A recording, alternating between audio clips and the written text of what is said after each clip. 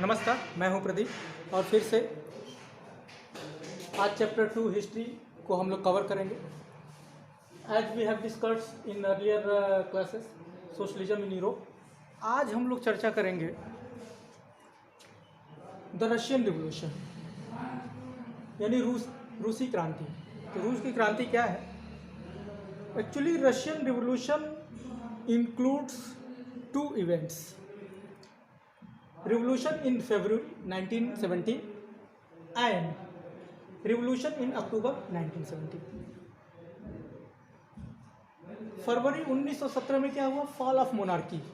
इसमें राजशाही व्यवस्था खत्म हो जाती है। जो मोनार्क रहता है, रशियन जार रहता है, वो अनसीटेड हो जाता है। इसी तरीके से अक्टूबर के रिवोल्यूशन में क्या होता है? सोशलिस्ट लोग जो है सत्ता संभाल लेते हैं। They took over the government. So let's start the chapter. सबसे पहले हम लोग समझने का प्रयास करेंगे कि जो रशियन रिवोल्यूशन में जो मेन पॉइंट्स हैं, I have written on the board कि रशिया क्या है। रशिया एक यूरोपियन कंट्री है। फिर इसी तरीके से एरिया, रशिया का एरिया कितना है? तो रशिया का एरिया, आज का जो रशिया हमको जो दिखता है, उस ज़माने में it includes area of Estonia, Lithuania, फिर लातविया, फिनलैंड, इसी तरीके से पोलैंड का भी कुछ हिस्सा, बेलारूस का कुछ हिस्सा, और फिर कुछ यूक्रेन का भी हिस्सा रशिया का पार्ट होता है। यानी बहुत बड़ा था। आज रिलीजन के बारे में देखेंगे, वहाँ पर कौन से धर्म अपनाते थे। तो हम जानते हैं क्रिश्चियनिटी है। क्रिश्चियनिटी तो है, बट उसमें कुछ स्पेसिफिक थिंग है। फॉर एग्जांपल, क्रिश्चियनिटी में दो ब्रांच है। एक ब्रांच है जो ग्रीक ऑर्थोडॉक्स चर्च की जो ब्रांच है, जिसमें ऑर्थोडॉक्स लोग रहते हैं, रूढ़िवादी टाइप के लोग, पुरानी परंपरा को मानते हैं। They do not move with time. इसी तरीके से एक रोमन कैथोलिक चर्च है। ये लोग सही मायने में प्रोटेस्टेंट विचारधारा को मानते हैं, या ये बहुत ही प्रोग्रेसिव होते हैं, ऐसा हम कह सकते हैं। रशिया में जो रिवोल्यूशन, जो रिलीजन था, वो ऑर्थोडॉक्स चर्च ब्रांच को जो होती है फॉलो करते थे।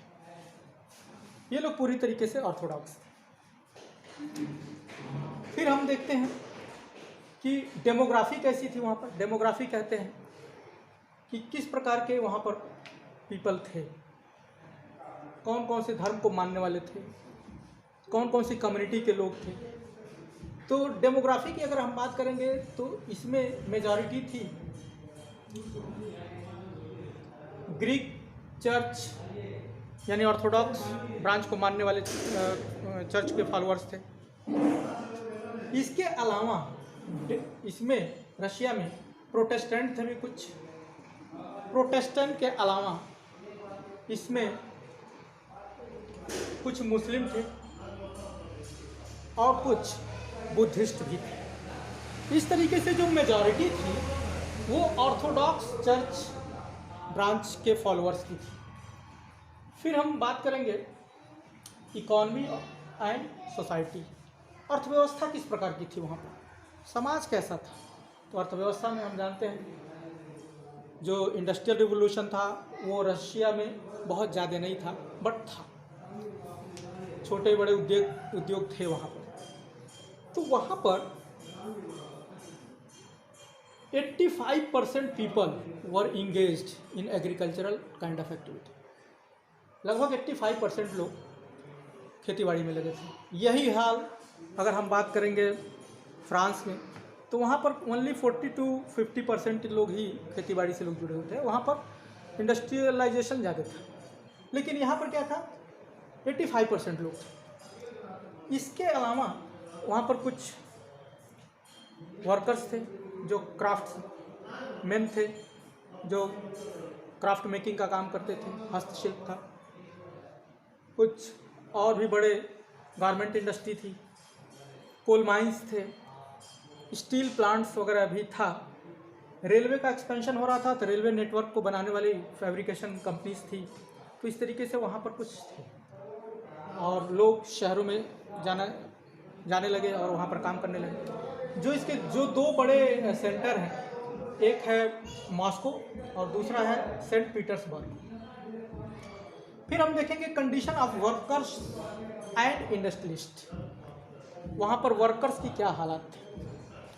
सो we find that the workers were leading very miserable life. They used to live in unhygienic settlements. गंदी बस्तियों में रहते थे, मलिन बस्तियों में रहते थे। उनका वेजेस लो था, कम सैलरी पर काम करते थे। काम के घंटे जो वर्किंग आवर्स था दैट वाज टू लॉन्ग, बहुत ज़्यादा था, 12-12 घंटे, 15-15 घंटे। इसी तरीके से अगर देखा जाए तो 31% वहाँ पर महिलाएं थी, 69% वहाँ पर मेल वर्कर्स थे। सेम वर्क के लिए महिलाओं को कम वेजेस मिलता था, कम वेतन मिलता था। So it was the reason of unrest. फिर ये देखा गया कि जो लैंडलॉर्ड्स थे और नोबल्स थे, वो लोग भी थे। वहाँ पर फ्रांस की तुलना में ये देखा गया कि फ्रांस में जहाँ पर लोग टैक्स पे करते थे, लेकिन रशिया में टैक्स पेइंग जो एग्जाम्पल्स मिलते हैं बहुत ही कम मिलते हैं। इवन जो पीजेंट्स जो थे they did not respect there landlords. अपने लैंडलॉर्ड्स का वो सम्मान नहीं करते थे। कहीं कहीं लैंडलॉर्ड्स की हत्या भी, इसका भी एग्जाम्पल मिला है इन 1905 ऑफ फेब्रुअरी रिवोल्यूशन। तो इस तरीके से हम लोग ये पाते हैं कि कई सारी चीज़ें वहाँ पर ऐसी थी, वर्कर्स की कंडीशन थी। एक और स्पेशल बात है इसमें कि जो पीजेंट्स थे वो अपनी सारी ज़मीनें साल में एक बार, वंस इन ए ईयर, वो किसको दे देते थे? कम्यून को। और वहाँ के कम्यून को बोला जाता था मीर। फिर वो कम्यून क्या करता था? कम्यून एक तरह से काउंसिल है, एक तरह से लोकल गवर्नमेंट है। फिर वो कम्यून क्या करती थी? वहाँ पर फिर सभी पीजेंट्स को ज़मीनों को बांट देती थी उनके नीड्स के अकॉर्डिंग, फैमिली साइज कितना है इसके अकॉर्डिंग। तो ये this was the special thing in the society of Russia. Next thing in the chapter is socialism in Russia. तो सोशलिज्म कैसे स्प्रेड हुआ, इसके लिए क्या क्या प्रयास किए गए, लोगों ने किस तरीके से काम किया, खास करके सोशलिस्ट विचारधारा को मानने वाले लोग। तो उसमें एक फॉर्मेशन होता है, Russian Social Democratic Workers Party. It was found in 1898 by socialist. इस पार्टी का काम क्या था? इस पार्टी ने बहुत ज़्यादा पब्लिक गैदरिंग की, मीटिंग की, चोरी छुप के। क्यों? क्योंकि जार जो था वो that was aristocrat, he was autocrat.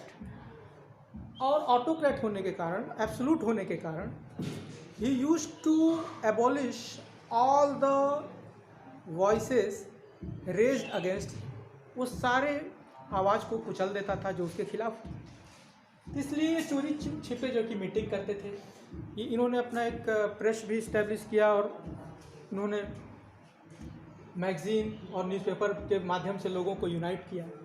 फिर इसी तरीके से 1900 में सोशलिस्ट रिवोल्यूशनरी पार्टी का गठन होता है और डिमांड हम जानते हैं कि वही रहती है कि डेमोक्रेटिक राइट्स मिले, जो वर्कर्स हैं उनकी कंडीशन ठीक हो, उनके वेजेस जो है कि अच्छे हों, उसमें सुधार हो, इंक्रीमेंट हो और फिक्स्ड वर्किंग आवर हो, यही सब चीज़ें। इसी तरीके से सोशलिस्ट लोगों ने ही कुछ पॉलिटिकल पार्टी का भी गठन किया।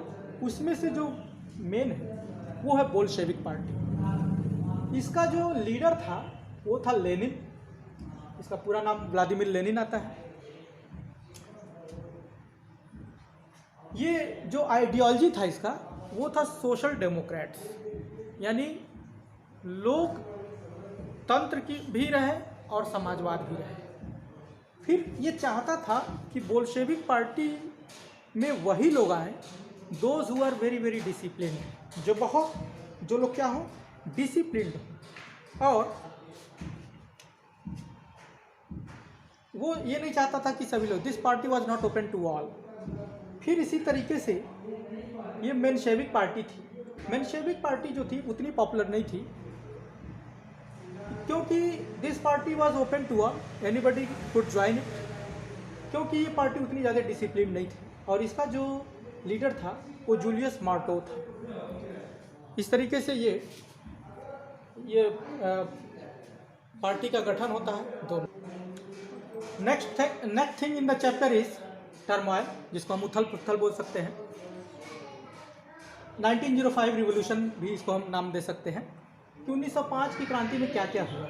हम जानते हैं कि there was absolutism spread all over in Russian Empire. Absolutism क्या होता है? निरंकुशवाद जिसको हम कहते हैं, यानी जो वहाँ का मोनार्क था वह किसी भी डेमोक्रेटिक राइट्स की डिमांड को क्रश कर देता था, कुचल देता था, उसको मानता नहीं था।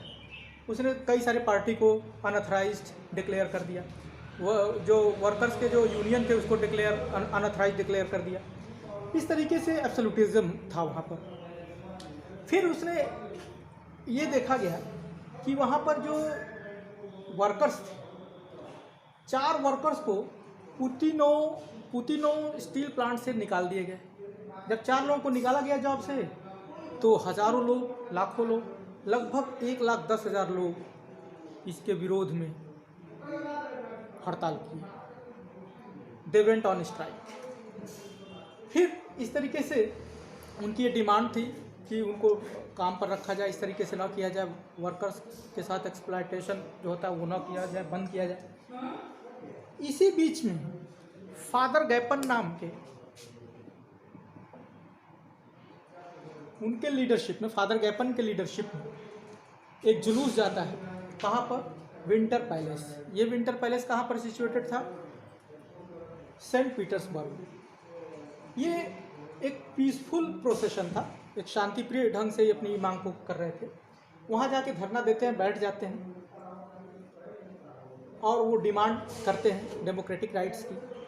वर्किंग आवर्स फिक्स होना चाहिए, वेजेस में इंक्रीमेंट होना चाहिए, एक्सप्लॉयटेशन नहीं होना चाहिए, वर्कर्स के कंडीशन में सुधार होना चाहिए, यही सब डिमांड थी। लेकिन वहाँ पर जो मोनार्क के जो सैनिक होते हैं, जिनको कोसैक्स बोला गया है, उन लोगों ने क्या किया, इनके ऊपर गोली बरसाना चालू कर दिया। 100 लोग मारे जाते हैं और 300 लोग इंजर्ड हो जाते हैं, घायल हो जाते हैं। और इसी घटना को हम बोलते हैं ब्लडी संडे, खूनी रविवार। और ये घटना हुई थी जनवरी 1905। ये घटना कोई छोटी मोटी नहीं थी, ये रिवोल्यूशन का शुरुआत था। और इस घटना ने, there was a very much influence impact of this revolution. School, office, college, university, हर जगह, वकीलों के दफ्तर, हर जगह पर ये जो कि इसका इम्पैक्ट देखा गया। और फिर क्या हुआ कि हम जानते हैं कि एब्सोल्यूट होने के कारण मोनार्क क्या करता है, कई सारे यूनियन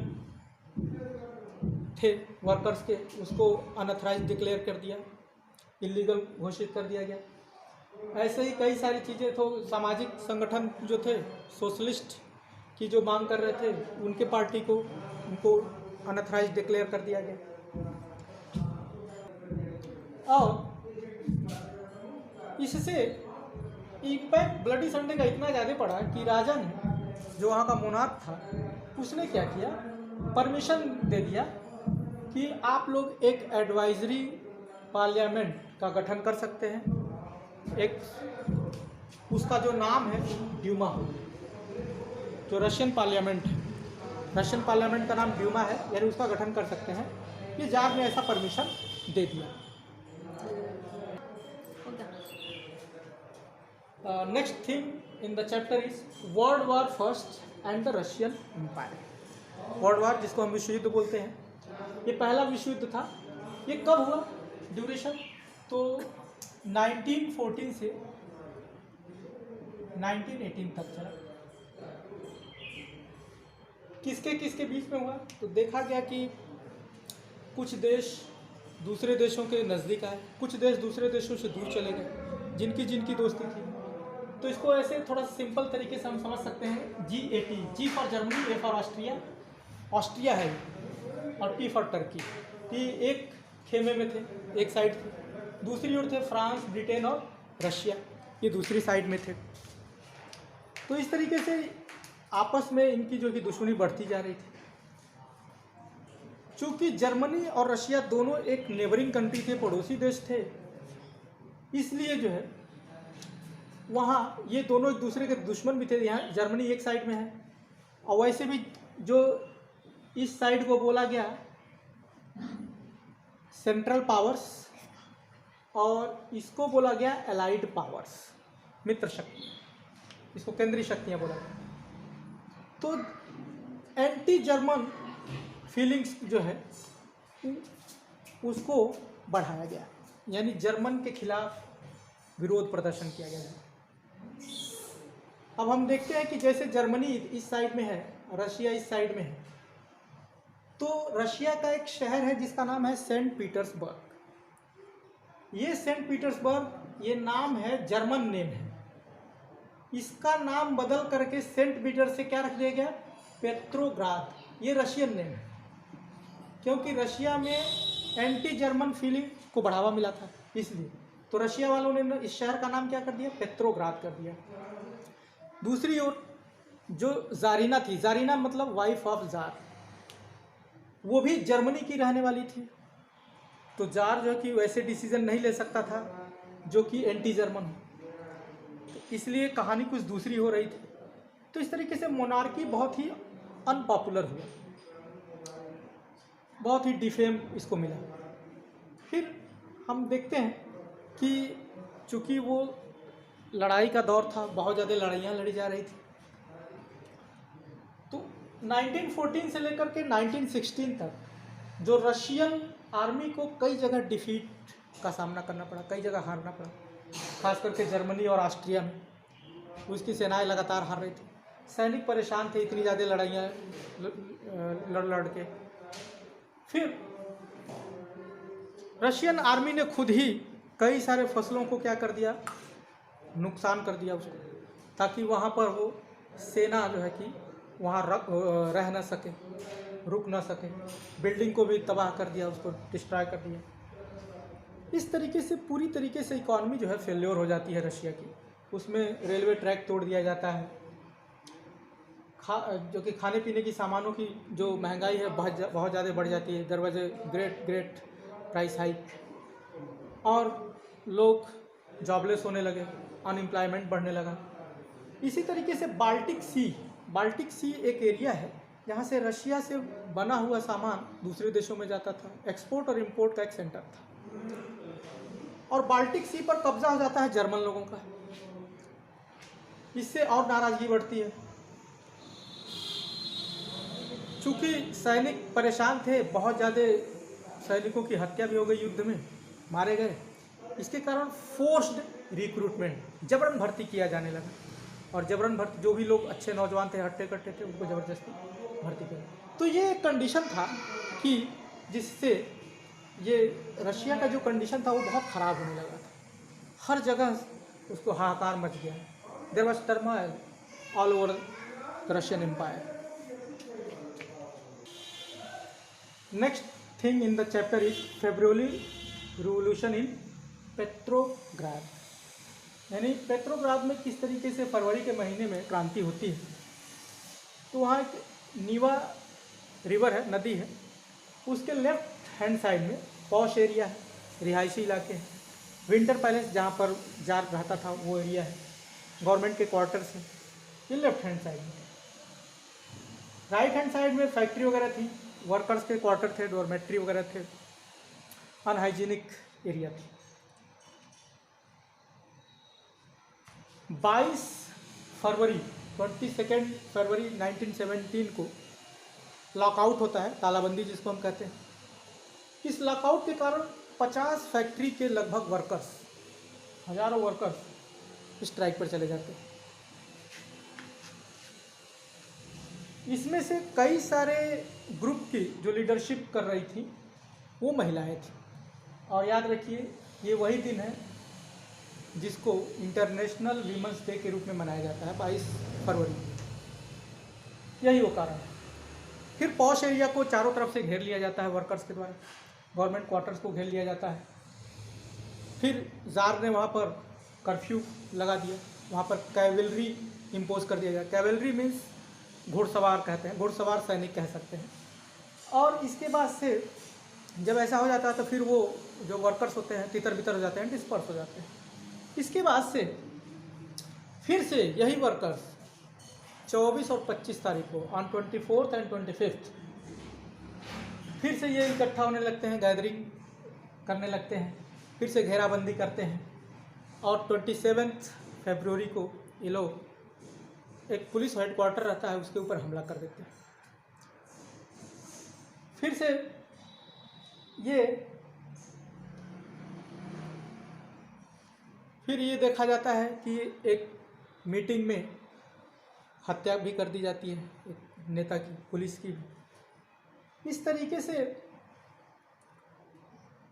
जब कैवेलरी को जार आदेश देता है कि तुम फिर से गोलियां चलाओ, अभी एक बार तो कैवेलरी यहाँ पर साथ दी थी, लेकिन अगली बार जब कैवेलरी को बोला जाता है यानी घुड़सवार सैनिकों को कि तुम गोलियां चलाओ, तो यही कैवेलरी, ये सोल्जर्स जो है ये मना कर देते हैं। तो सोल्जर्स क्यों मना करते? क्योंकि सोल्जर्स भी इसी घर से आते थे, वर्कर्स के ही परिवार से आते थे, तो खुद नहीं चाहते थे कि ये सब हो। वो जानते थे कि ये सब अनफेयर है, अनैतिक है। इसलिए सोल्जर्स प्लस वर्कर्स ये दोनों मिल जाते हैं। सोल्जर्स और वर्कर्स दोनों मिल जाते हैं।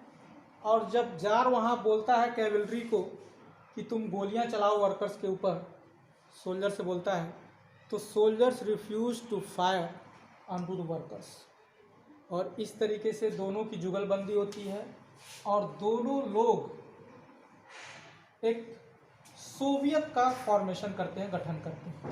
सोवियत एक प्रकार की काउंसिल है, एक परिषद है और एक तरह से लोकल सेल्फ गवर्नमेंट के जैसा काम करती है। और ये पहला सोवियत बनता है पेट्रोग्राड।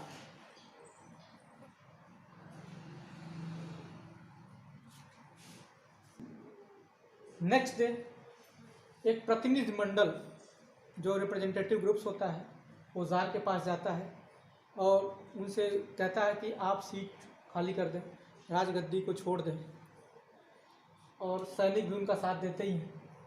तो इस तरीके से 2 मार्च को जो है कि वो खाली कर देता है, राजगद्दी को खाली कर देता है। और इस तरीके से कई सारे सोवियत का गठन होता है।